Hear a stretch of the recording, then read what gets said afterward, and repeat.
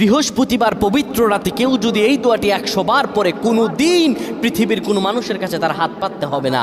পৃথিবীর সব কিছু তার পায়ের নিচে আল্লাহ হাজির করে দিবেন।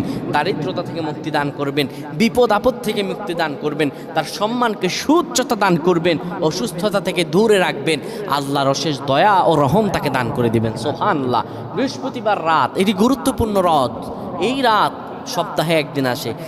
আরবিতে রাত আগে আসে, দিন পরে আসে। সুতরাং বৃহস্পতিবারের যে দিন গিয়ে রাত, এটি বৃহস্পতিবার রাত নয়, এটি শুক্রবারের রাত, এটি জুমাবারের রাত, এটি দোয়া কবুলের রাত, আল্লাহর কাছাকাছি হওয়ার রাত। সুবহানাল্লাহ।